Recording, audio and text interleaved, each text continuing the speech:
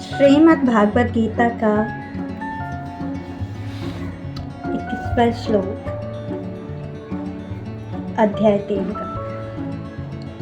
कर्मेणि हि संसिमा विजिताः जानकदार लोक संग्रहो मेवापि समस्याः कामुन्ति महर्षि। जनक जैसे राजाओं ने केवल नियत कर्मों को करने से ही सिद्धि प्राप्त की है, अतः सम्मान जनों को शिक्षित करने की दृष्टि से तुम्हें कर्म करना चाहिए। श्री कृष्ण कहते हैं कि जनक जैसे राजा स्वरूप सिद्ध व्यक्ति थे, अतः वे वेद अनुमोदित कर्म करने के लिए बद्ध न थे, तो भी वे लोग सम्मान जनों के समकक्ष आदर्श प्रस्तुत करने के उद्देश्य से सारे नियम कर्म करते रहे। जनक सीता जी के पिता तथा भगवान श्री राम के ससुर थे। भगवान के महान भक्त होने के कारण उनकी स्थिति दिव्य थी, किंतु चूंकि वे मिथिला जो कि भारत के बिहार प्रांत में एक परगना है के राजा थे, अतः उन्हें अपनी प्रजा को ये शिक्षा देनी थी कि कर्तव्य पालन किस प्रकार किया जाता है।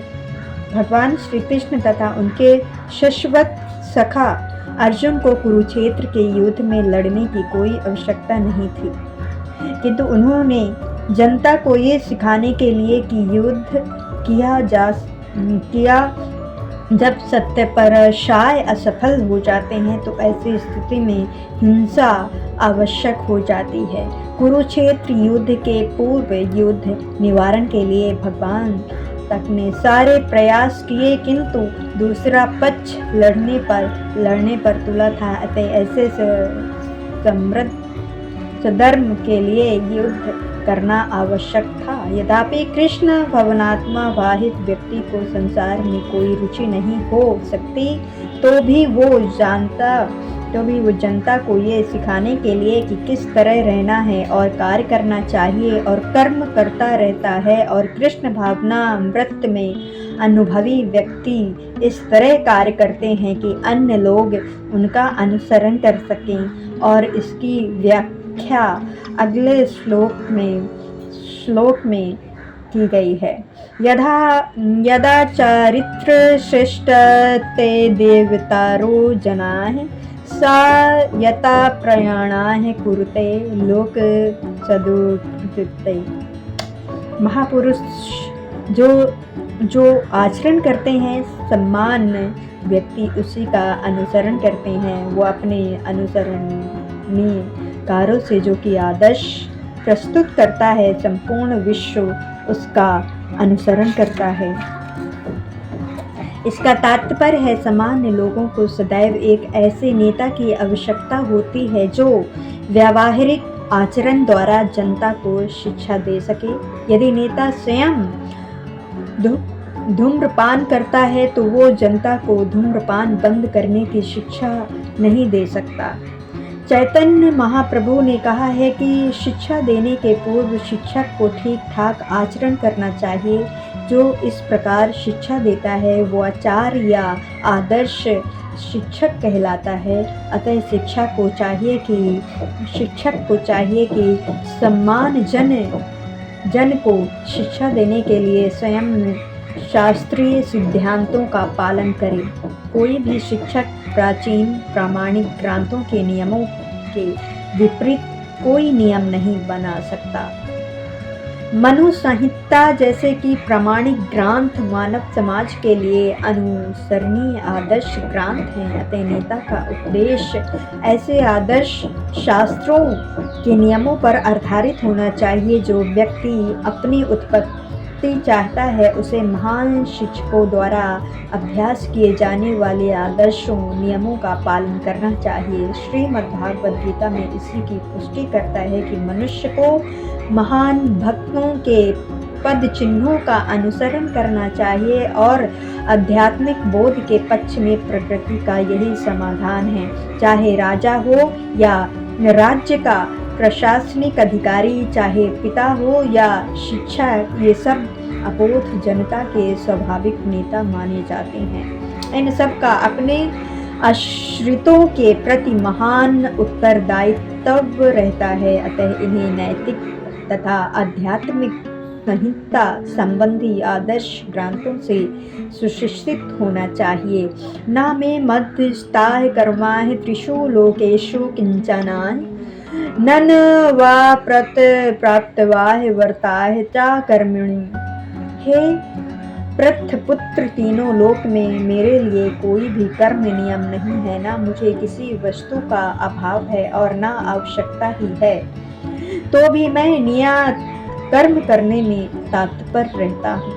इसका तात्पर्य है कि वैदिक साहित्य में भगवान का वर्णन इस प्रकार हुआ है कि तमहि शरणा परम महेश्वराय तन देवतानाय परम चाय देवतम पति पतिनाय परम परस्तदाय विद्यम देवाय भ्रुवनेश्वरेतम ता तपस्याय कर करणाय विद्यते न तस्य विधिक्षाय यशोस्ते परमस्याय शक्ति विविधे श्रुते स्वाभाविकी ज्ञान बलिक्रिया। परमेश्वर समस्त नियतों के नियता हैं और विभिन्न लोकपालों में सबसे महान हैं और सभी उनके अधीन हैं।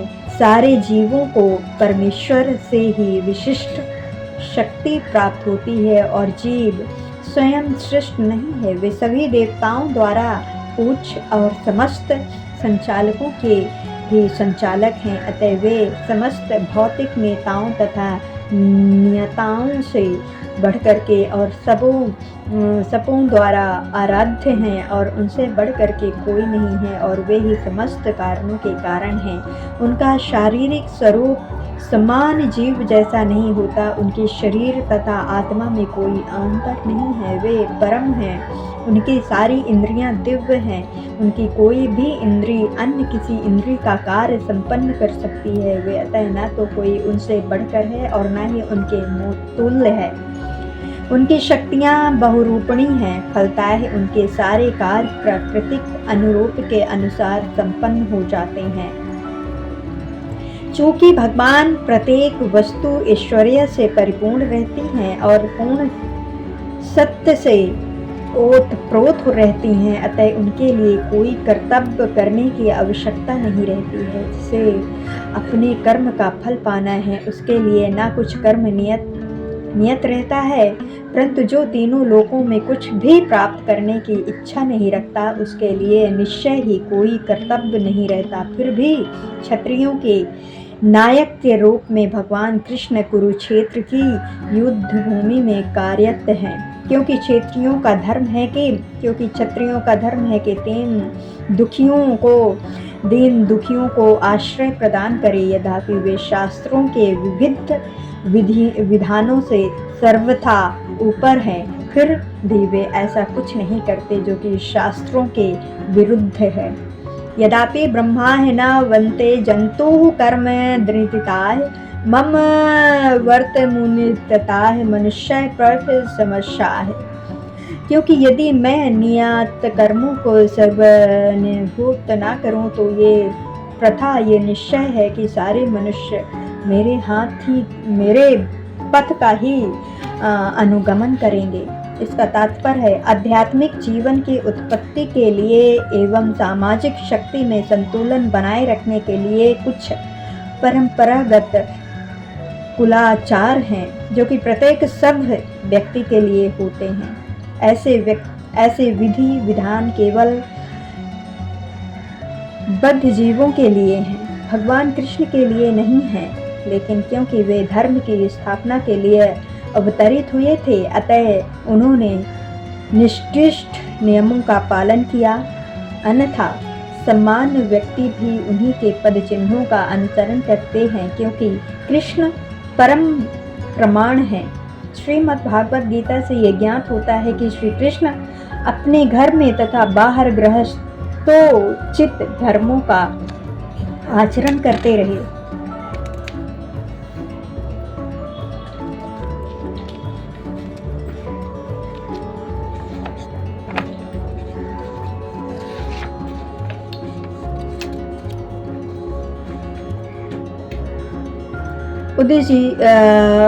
उदितूरिमाः लोकः न कर्मो कर्म चेदाहं सर्वमत्साः च कर्ताः समुपहनामिमाः प्रजा। यदि मैं नियत कर्म ना करूं तो ये सारे लोग नष्ट हो जाएं, तब मैं अवंछित जन समुदाय वर्ण संकर को उत्पन्न करने के कारण हो जाऊंगा और इस तरह संपूर्ण प्राणियों की शांति का विनाश बनूंगा। तात्पर्य है, वर्ण संस्कार अवंछित जन समुदाय है जो कि समान समाज की शांति को भंग करता है। इस सामाजिक अशांति को रोकने के लिए अनेक विधि विधान हैं जिनके द्वारा स्वतः ही जनता आध्यात्मिक प्रगति के लिए शांत तथा सुव्यवस्थित हो जाती है। जब भगवान श्री कृष्ण अवतारित होते हैं तो स्वाभाविक है कि वे ऐसे महत्वपूर्ण कार्यों की प्रतिष्ठा तथा अनिवार्यता बनाए रखने के लिए इन विधि विधानों के अनुसार आचरण करते हैं। भगवान समस्त जीवों के पिता हैं और यदि वे जीव पथाष्ट हो जाएं तो प्रत्येक रूप ये उत्पत्तिदायित्व उन्हीं का है। अतः जब भी विधि विधानों का अनादर होता है तो भगवान स्वयं समाज को सुधारने के लिए अवतरित होते हैं। किंतु हमें ध्यान देना होगा कि यदि हमें भगवान के पद चिन्हों का अनुसरण करना है तो भी हमें उनका अनुकरण करना ही नहीं कर सकते। अनुसरण और अनुकरण एक से नहीं होते हैं।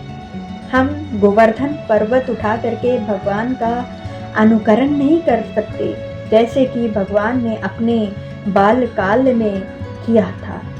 ऐसा कर पाना किसी मनुष्य के लिए संभव नहीं है। हमें उनके उपदेशों का पालन करना चाहिए, किंतु किसी भी समय हमें उनका अनुकरण नहीं करना है। नैत समाचारेतु मानसांपि हनिश्राः विनाशतारणाः मौढ़ धर्मद्राः विजय विषम ईश्वरणाः वच्चाः सत्ताः तथा चारित्रताः कंचित तेषाः यथा सवितु बुद्धिमिष्टाः समुश्रिताः। मनुष्य को भगवान तथा उनके द्वारा शक्ति प्रदान सेवकों के उपदेशों का मात्र पालन करना चाहिए। उनके उपदेश हमारे लिए अच्छे हैं और कोई भी बुद्धिमान पुरुष बताई गई विधि से उनको कार्यान्वित करेगा। फिर भी मनुष्य को सावधान रहना चाहिए कि उनके कार्यों का अनुकरण न करे। उसे शिव जी के अनुकरण में विष का समुद्र नहीं पी लेना चाहिए। हमें सदैव ईश्वर की या सूर्य तथा चंद्रमा की गतियों को वास्तव में नियंत्रित कर सकने वालों की स्थिति को श्रेष्ठ मानना चाहिए। ऐसी शक्ति के बिना कोई भी सर्वशक्तिमान ईश्वर का अनुकरण नहीं कर सकता। शिव जी ने सागर तक के विष का पान कर लिया, किंतु यदि कोई सम्मान व्यक्ति विष की एक बूंद भी पीने का यत्न करेगा तो वो मर जाएगा। शिव जी के अनेक छद्म भक्त हैं जो कि गांजा तथा ऐसी ही अन्य मादक वस्तुओं का सेवन करते रहते हैं, किंतु वे ये भूल जाते हैं कि इस प्रकार शिव जी का अनुकरण करके वे अपनी मृत्यु को निकट बुला रहे हैं।